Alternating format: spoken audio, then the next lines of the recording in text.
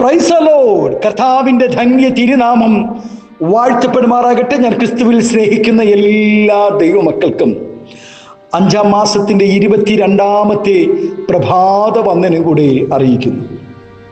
ലോകമെമ്പാടുമായിരുന്നു കൊണ്ട് ഈ പ്രഭാതവും ഈ വചന സന്ദേശം ശ്രവിക്കുന്ന എല്ലാ ദൈവദാസന്മാർക്കും വാത്സല്യ കുഞ്ഞുങ്ങൾക്കും എൻ്റെ ഹൃദയത്തിൻ്റെ ആഴമേറിയ സ്നേഹത്തെയും വന്ദനത്തെയും നന്ദിയും ഒപ്പം പ്രാർത്ഥനയും അറിയിക്കുന്നു. പ്രാർത്ഥനയോടുകൂടെ ഈ പ്രഭാതവും വചന സന്ദേശത്തിലേക്ക് നമുക്ക് പ്രവേശിക്കാം. കർത്താവിൻ്റെ ദാസിദാസന്മാർ ആവർത്തന പുസ്തകം 28-ാം അധ്യായത്തിൽ പറയുന്നു, യഹോവയുടെ നാമം നിന്റെ മേൽ വിളിച്ചിരിക്കുന്നു എന്ന് ഭൂമിയിലുള്ള സകല ജാതികളും കണ്ടു നിന്നെ ഭയപ്പെടും. ദൈവം തിരഞ്ഞെടുത്ത ഇസ്രായേൽ ജനത്തിന് വിശുദ്ധ ജനമെന്നും ദൈവമക്കൾ എന്ന പേരും ദൈവം അവർക്ക് കൊടുത്തു.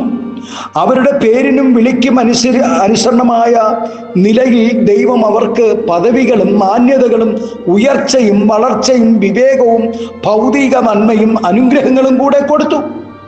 ദൈവത്തിൻ്റെ മഹത്വത്തിനനുസരിച്ചുള്ള ശ്രേഷ്ഠതകളാണ് ദൈവം അവരിൽ പകർന്നിരിക്കുന്നത്. ചുറ്റുമുള്ള ജാതികൾ പല സന്ദർഭങ്ങളിലും ആ ജനത്തെക്കുറിച്ച് പറഞ്ഞിരിക്കുന്നത്, ഇവയെ പ്രമാണിച്ച് നടപ്പീൻ, ഇതുതന്നെയല്ലേ ജാതികളുടെ ദൃഷ്ടിയിൽ നിങ്ങളുടെ ജ്ഞാനവും വിവേകവും ആയിരിക്കുന്നത്. അവർ ഈ കൽപ്പനകളെ ഒക്കെയും കാണുകയും കേൾക്കുകയും ചെയ്തതെന്ന് ഈ ശ്രേഷ്ഠ ജനം ആമേൻ ഹല്ലേലൂയ, ഈ ശ്രേഷ്ഠ ജനത്തെ കണ്ട് ജാതികൾ പറഞ്ഞത് ആമേൻ ജ്ഞാനവും വിവേകവും ഉള്ള ജനം തന്നെ എന്ന് പറഞ്ഞു. ഭൂമിയിലുള്ള സകല ജാതികളെക്കാളും അനുഗ്രഹിക്കപ്പെട്ടു കഴിഞ്ഞിരുന്ന ജനത്തെക്കുറിച്ചുള്ള ഭയം ജാതികളുടെ മേൽ വീണിരുന്നു. ദേശം ഉറ്റുനോക്കുവാൻ വന്ന ദൈവദാസന്മാരോട് രാഹാബ് പറയുന്നത്, നിങ്ങൾ യോർദാനിൽ നിന്ന് പുറപ്പെട്ടപ്പോൾ തന്നെ ഈ ദേശനിവാസികൾ നിങ്ങളെക്കുറിച്ച് കേൾക്കുകയും അവർ ഭയപ്പെടുകയും ചെയ്തിരുന്നു. ഒരു കാലത്ത് ലോകജനം ഇവരെയും ഇവരുടെ ദൈവത്തെയും കണ്ടിരുന്നു. എങ്ങനെയായിരുന്നു? ദൈവം പാളയത്തിൽ വന്നിരിക്കുന്നു എന്ന് ഫെലിസ്ത്യർ പറഞ്ഞു കേട്ടു, ഭയപ്പെട്ടു. നമുക്കയ്യോ കഷ്ടം, ഇങ്ങനെ ഒരു കാര്യം ഇതുവരെ ഉണ്ടായിട്ടില്ല. നമുക്കയ്യോ കഷ്ടം, ശക്തിയുള്ള ഈ ദൈവത്തിൻ്റെ കയ്യിൽ നിന്നും നമ്മെ ആർ രക്ഷിക്കും? മിസ്രയീം മരുഭൂമിയിൽ സകല ബാധകളാലും ബാധിച്ച ദൈവം ഇത് തന്നെ എന്ന് പറഞ്ഞ് അവർ ഭയപ്പെട്ടു. എന്നാൽ കാലങ്ങൾ പലതും പിന്നിട്ടപ്പോൾ ഇസ്രായേൽ ജനം തങ്ങളുടെ വിളിയും തിരഞ്ഞെടുപ്പും പദവിയും മറന്നു. ദൈവം അവർക്ക് ചെയ്ത ഉപഹാരങ്ങളെ മറന്നു. ദൈവം അരുതെന്ന് കൽപ്പിച്ച വിഗ്രഹാരാധനയിലും അന്യ സേവയിലേക്കും തിരിഞ്ഞു. ദൈവവും അവരെ കൈവിട്ടു. അവർ പാപത്തിലും ജാതിക ലോക ഇൻപങ്ങളിലും പാപജീവിതങ്ങളിലുമെല്ലാം അവർ വീണ് തകരുവാനിടയായി. ദൈവത്തിൻ്റെ ഹൃദയപ്രകാരം ജീവിച്ച് നിത്യതയിൽ വിശ്രമിക്കുന്ന ദാവീദിനും സാധാരണ മനുഷ്യർക്കുള്ള എല്ലാ ബലഹീനതകളും ഉണ്ടായിരുന്നു. ദാവീദിന്റെ യോഗ്യതയുടെ അടിസ്ഥാനത്തിലല്ല ദൈവം തന്നെ തിരഞ്ഞെടുത്തതും ഇസ്രായേലിന് രാജാവാക്കിയതും. എന്നാൽ ഒരിക്കൽ തൻ്റെ വികാരത്തിന് അടിമപ്പെട്ടു താൻ പാപം ചെയ്തു. വ്യഭിചാരവും കൊലപാതകവും തെളിവ് നശിപ്പിക്കലും എന്ന് വേണ്ട പലതും ചെയ്തു. ഊരിയാവിനെ കൊല്ലുക മാത്രമല്ല, ഊരിയാവിൻ്റെ ഭാര്യയെ താൻ ഭാര്യയായി സ്വീകരിക്കുകയും ചെയ്തു. താൻ ചെയ്തത് ആരും അറിഞ്ഞില്ല എന്നായിരുന്നു ദാവീദ് കരുതിയത്. കുറെ കാലത്തേക്ക് യാതൊരു മനസാക്ഷിക്കുത്തുമില്ലാതെ ക്രമമായി ദൈവത്തെ ആരാധിക്കുകയും യാഗങ്ങളും വഴിപാടുകളും നേർച്ചകളും ഒക്കെ കഴിച്ചു പോന്നു. ഇന്നും അനേകർ പാപം ചെയ്തിട്ട് ആരും അറിഞ്ഞില്ല, ഞാൻ ചെയ്തത് ആരും അറിഞ്ഞില്ല എന്ന് പറഞ്ഞ് സഭയെയും ജനത്തെയും എന്തിനേറെ സ്വന്തം കുടുംബത്തെ പോലും വഞ്ചിച്ചുകൊണ്ട് ദൈവത്തെ ആരാധിക്കുകയും യാഗങ്ങളും വഴിപാടുകളും നേർച്ചകളും ഒക്കെ പതിവ് പോലെ സമർപ്പിച്ചു കൊണ്ടിരിക്കുന്നവർ ഇന്നുമുണ്ട്.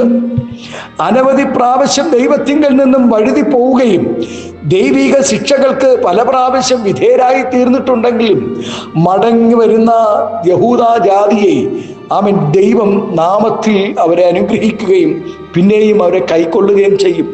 അതിന്നും ഉണ്ടായിക്കൊണ്ടിരിക്കുന്നു. ദൈവവചനം അങ്ങനെ പറയും. എന്നാൽ ഇത് എല്ലാ കാലത്തും ഒരു ബാധകമാണ് എല്ലാവർക്കും. ദൈവനാമം ദുഷിക്കപ്പെടാതെ ജീവിക്കുന്നവർ നിമിത്തം മറ്റുള്ളവർ അവരുടെ ജീവിതം കണ്ട് ദൈവത്തിങ്കിലേക്ക് വരും. ആമേൻ. ദൈവനാമം ദുഷിക്കാതെ ദൈവത്തെ ആരാധിക്കുകയും നല്ല സാക്ഷികളായി സ്തോത്രം ജീവിക്കുകയും ചെയ്യുന്നവരെ കണ്ട് ആ ദൈവത്തെ എനിക്കും വേണമെന്ന് പറയും. ആമേൻ. ഹല്ലേലൂയ.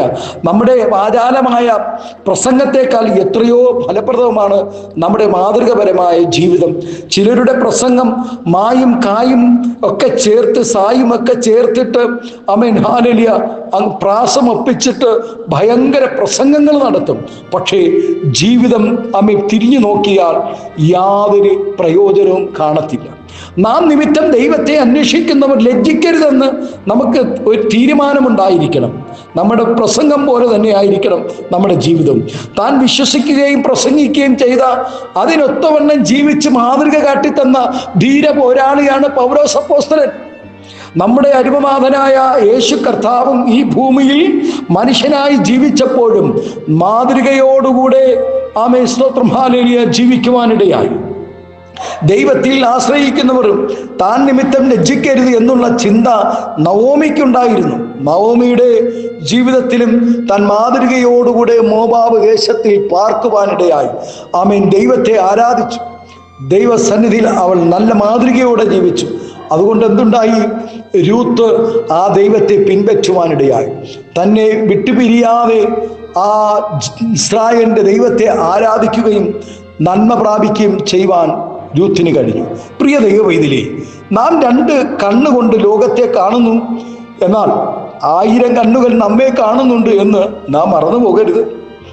ആകയാൽ ഇസ്രായേലിന്റെ ദൈവമേ, നിന്നെ അന്വേഷിക്കുന്നവർ നിന്റെ നിമിത്തം നാണിച്ചു പോകരുതേ, എൻ്റെ നിമിത്തം നാണിക്കരുത് എന്ന് നമുക്ക് പറയാം. ഹല്ലേലൂയ. ഇസ്രായേലിന്റെ ദൈവമേ, നിന്നെ അന്വേഷിക്കുന്നവർ ആമേൻ ഹല്ലേലൂയ എൻ്റെ നിമിത്തം നാണിച്ചു പോകരുത്. ഇസ്രായേൽ ജനത്തെ കണ്ട് ഭയപ്പെട്ട രാജാവായിരുന്നു ബാലാക്ക്. ബിലയാമിനെ ശപിക്കുവാൻ ആമേൻ വിളിച്ചുകൊണ്ട് വരുമ്പോഴും ബിലയാം പോലും ആമേൻ കരുതിയിരുന്നില്ല ദൈവത്തിൻ്റെ ജനത്തിൻ്റെ ഒത്തൊരുമയും ആരാധനയും ദൈവകൃപയും അവരോടുള്ള ദൈവസ്നേഹവും കണ്ട് ആമേൻ ഹല്ലേലൂയ ആമേൻ ബിലയാം പോലും ഭയപ്പെട്ടു പോയിട്ടുണ്ടാകും. അതുകൊണ്ടാണല്ലോ ജനത്തെ ആമേൻ ശപിക്കുവാൻ വന്ന ബിലയാം അനുഗ്രഹിച്ച് മടങ്ങിപ്പോകുവാനിടയായി. ഹല്ലേലൂയ. യാക്കോബിനോട് പകരം ചോദിക്കാൻ വന്ന ലാബാൻ അനുഗ്രഹിച്ച് മടങ്ങിപ്പോകുവാനിടയായി. എന്തിനേറെ 400 പേരുമായി യാക്കോബിനെ കൊല്ലുവാൻ നിന്ന ഏശാവ് അനുഗ്രഹിച്ച് ചുംബിച്ച് സന്തോഷിച്ച് മടങ്ങിപ്പോകുവാനിടയായി, ഭയപ്പെടുവാനിടയായി. താൻ ആരാധിക്കുന്ന ദൈവത്തെ ഭയപ്പെടുവാനിടയായി. ഹല്ലേലൂയ. ആമേൻ.